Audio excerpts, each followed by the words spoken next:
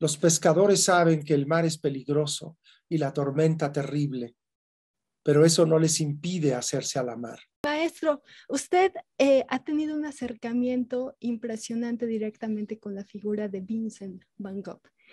Nos gustaría en esta ocasión que nos platicara directamente sobre esta figura y qué es lo que usted encontró al investigar por mucho tiempo, porque la investigación fue por mucho tiempo, sobre Vincent Van Gogh. Y si tiene usted alguna similitud o si encontró una similitud en la figura de Van Gogh con usted. Bueno, aquí debo enfatizar que, como decía mi abuelita, me podría ir como hilo de media porque es un tema que me ha ocupado en los últimos 5 años en muy diversas facetas y aristas. Trataré de resumir esta actividad que me ha retado como actor, como productor, como escritor. Hace 5 años me invitó el Centro Cultural Tijuana a ponerle voz a un documental llamado Vincent, Pinceladas de un Genio, producido por el Museo de Orsay de París y el Museo Van Gogh de Ámsterdam. Dicho documental iba a ser producido, iba a ser más bien programado dentro de las celebraciones por el 35º aniversario del Secut, allá en Tijuana, en Baja California, uno de los centros culturales más extraordinarios de América, ya no digan de México, que está ahí, que muy poca gente conoce o ubica que tiene esa trascendencia. Es enorme y de la más alta tecnología. Este documental iba a ser proyectado en la gran pantalla IMAX y me invitaron a ponerle voz, como Van Gogh mismo. Y el día del estreno se nos ocurrió al licenciado Pedro Ochoa, quien era director en ese entonces, y a un servidor, estar presentes, pero proponer antes del documental, que se centraba más en su evolución pictórica, proponer un prólogo escénico caracterizado de Van Gogh, en donde se abundara más sobre su vida personal, sobre sus encuentros y desencuentros amorosos, sobre su fraterna relación con su hermano Theo. Y así mandamos a crear la caracterización, que es esta. Esta de hecho es la primera foto que me tomé con la caracterización.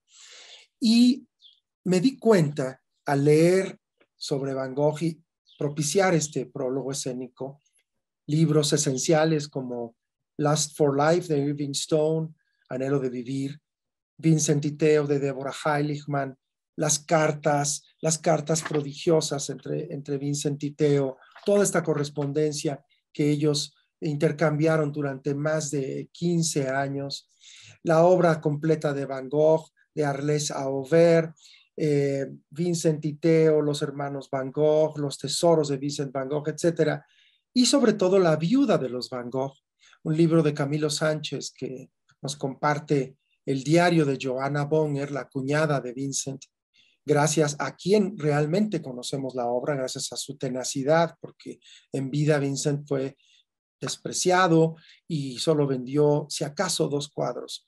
El que sí está muy documentado es que por lo menos sí vendió uno. En fin, entonces me di a esta tarea y decidí que la vida de este hombre, sus pasiones, sus descalabros amorosos, sus fracasos, su relación con Theo, con otros artistas, su sensibilidad exacerbada,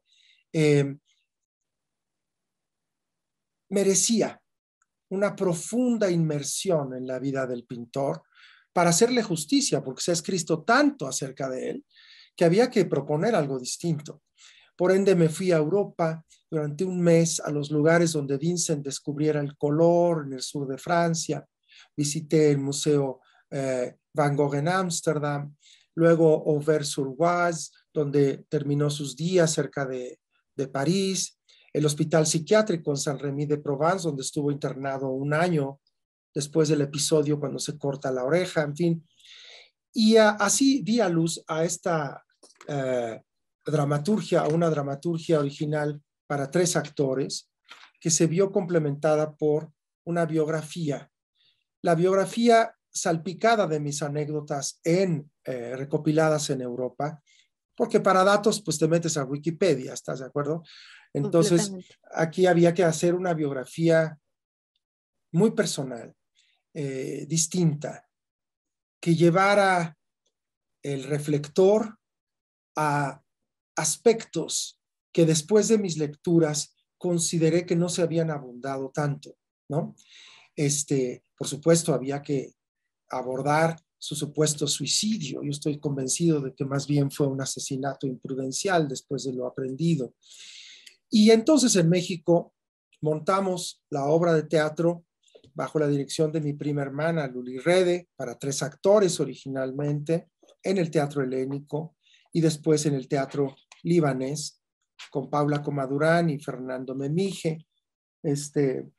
Pero naturalmente nos sorprendió la pandemia como a todos y tuvimos que cerrar en marzo, el 17 de marzo de 2020. ¡Qué maravilla!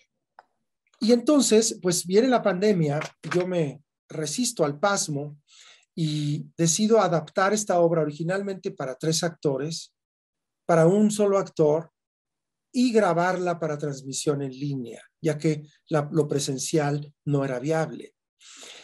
Y durante este tiempo, Penguin Random House me solicita también la editorial escribir un libro para niños sobre Van Gogh.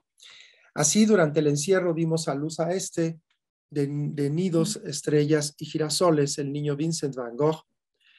Tuvimos la fortuna de que de pronto nos llama Penguin Random House con ilustraciones de Juan Gedovius para comunicarnos que el libro ha sido elegido por la Cámara Nacional de la Industria Editorial Mexicana como mejor libro infantil de 2021. Vean nomás qué ilustraciones hizo Juan Gedovius. Precioso, precioso. ¿No? Una maravilla. Y bueno, y entonces ahora con el paulatino regreso a los escenarios, estamos compartiendo esta obra en su versión unipersonal en una muy corta temporada, de viernes a domingo hasta el 24 de julio, en el Teatro Helénico, ahí en Avenida Revolución 1500.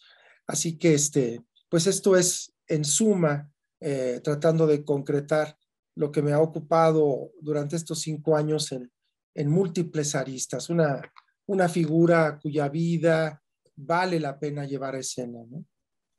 Y maestro, ¿usted tiene alguna máxima o alguna frase en particular que recuerde precisamente de esta investigación de Vincent Van Gogh que de alguna manera lo acompaña a lo largo de los procesos de su vida desde que se acercó a esta figura?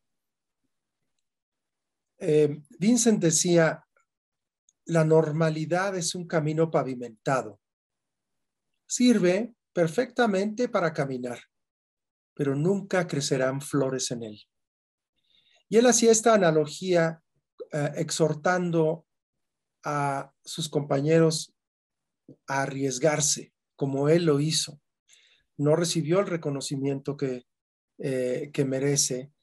merecía en su época, pero sabía que era necesario buscar constantemente para lograr su estilo propio, que es lo más difícil en el arte.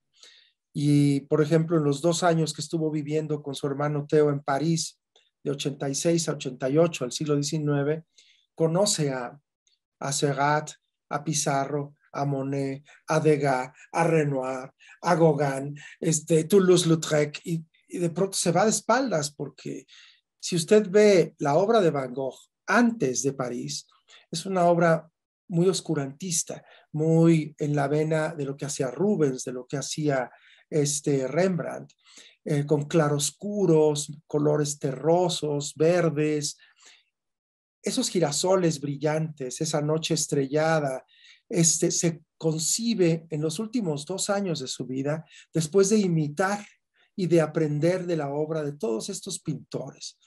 Y de hecho, de pronto parece puntillista, como Seurat, o de pronto parece,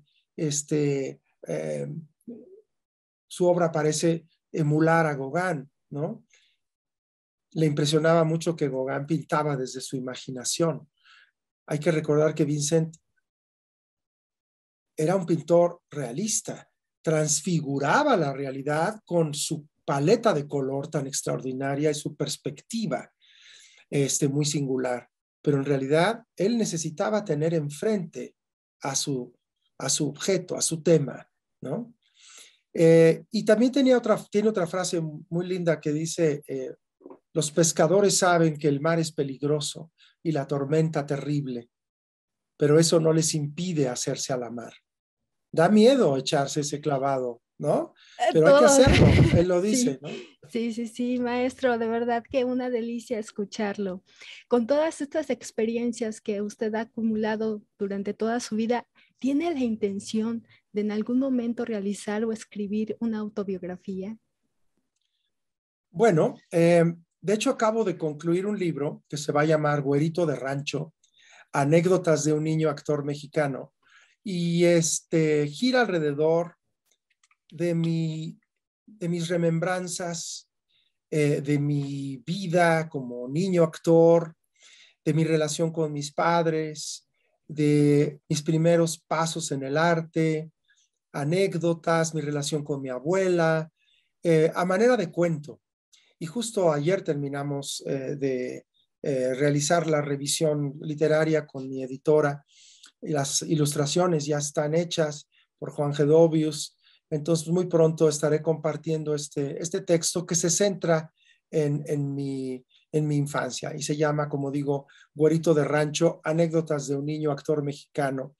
Pues era yo muy rubio de niño y en cierta ocasión iba con mi abuela en el súper y, y una señora se acerca, se me queda viendo, estábamos ya en la cola para pagar y le dice a mi abuelita, bueno, se conoce que el niño es hijo de alemán. No, señora, de chihuahuense. Ah, bueno. Entonces, es güerito de rancho, entonces sí, señora. Yo nada más los veía a las dos que hablaban y se me quedó mucho lo de güerito de rancho.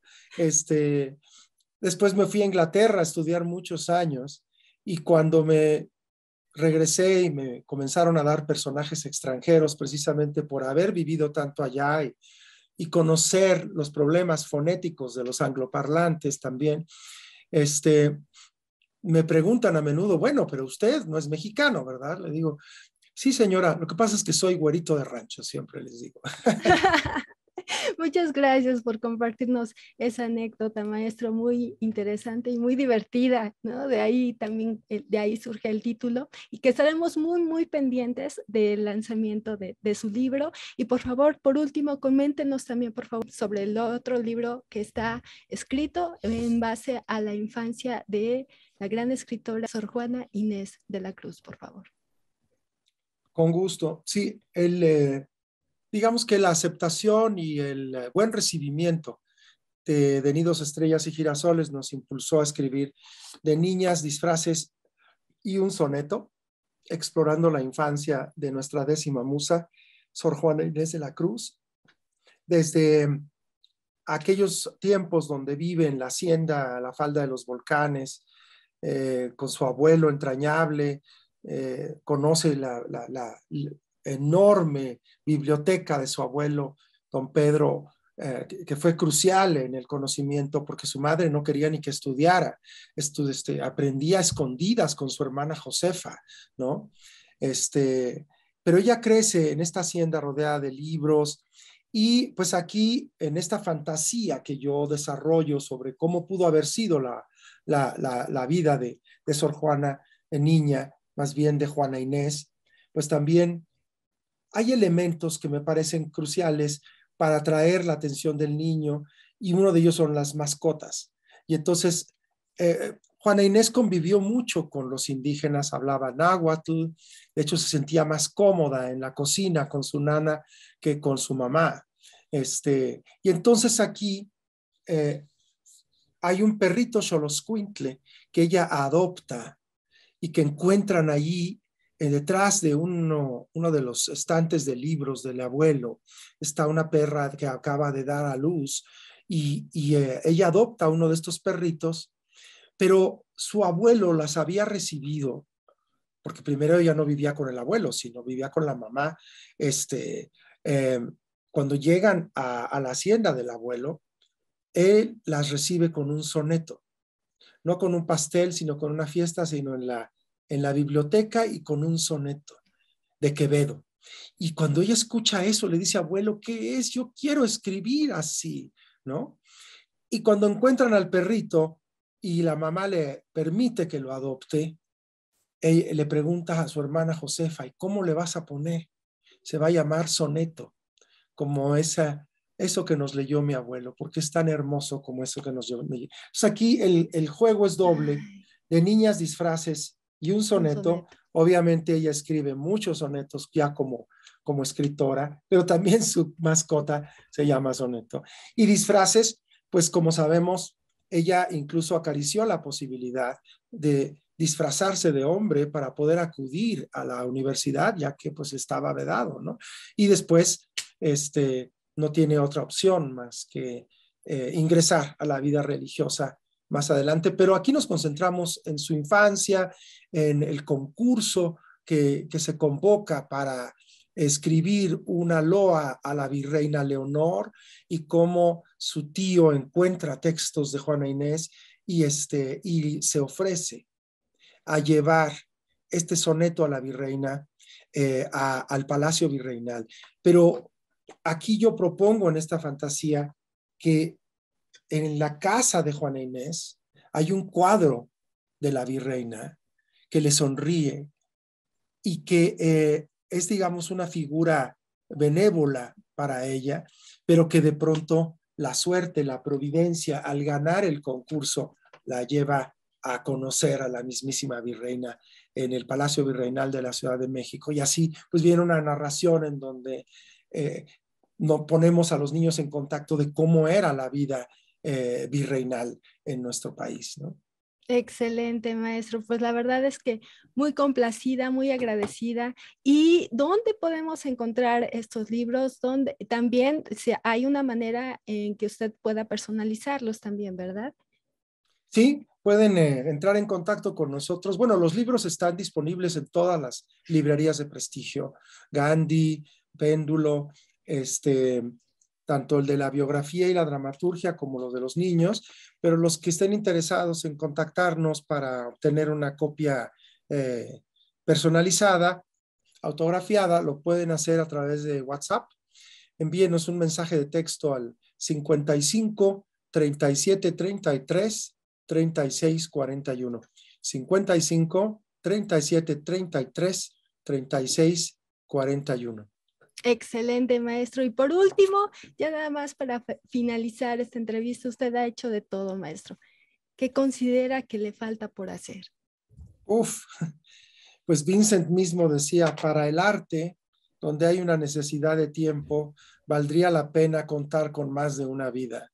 Así que yo me uno a esto porque son tantas, tantas las cosas que uno quisiera asumir, pero si se asumen, hay que hacerlo con la entrega y la dedicación, el respeto, la meticulosidad que merecen. Y esto pues requiere tiempo. Lo de Vincent, como digo, lo de Van Gogh me ha ocupado en los últimos 5 años, pero en lo que se logre concretar, este, será bienvenido. Tengo la idea también, ya entré en pláticas con don Tiburcio Gabilondo para que esta serie de niños célebres encuentre continuidad con de niños, pianos y un grillito. La infancia de Francisco Gabilondo Soler Cricri. Creo que sería muy propicio, amén de ir alternando el sexo de los personajes, que creo que es muy importante para que las niñas no se sientan excluidas de esta serie, ¿no? Y bueno, pues creo que es lindo concluir invitándolos al teatro, a que nos acompañen. Estamos, como digo, de viernes a domingo en el Teatro Helénico con la versión unipersonal Van Gogh, un girasol contra el mundo, hasta el 24 de julio, de viernes a domingo, viernes a las 8, sábado a las 7, domingo a las 6. Avenida Revolución 1500, aquí en la Ciudad de México. Decía Van Gogh, no vivo para mí mismo, sino para la generación venidera. Puedo vivir sin el buen Señor, pero no puedo sin torturarme, dejar de lado algo más grande que yo, que es mi vida. Y mi vida es la capacidad de crear. Wow. Maestro, muchísimas gracias, de verdad, muchísimas gracias de corazón, un verdadero deleite, un gusto, un placer y sobre todo un gran agradecimiento que haya compartido sus palabras, su conocimiento y sobre todo su arte, su gusto por hacer lo que hace con todos nosotros. Nuevo Diario, Verónica Campos, estamos muy agradecidos, ojalá no sea la última vez y pues vamos todos juntos a ver la obra de Van Gogh, Un girasol contra el mundo. Muchísimas gracias, maestro, gracias amigos, que estén muy bien, hasta la próxima.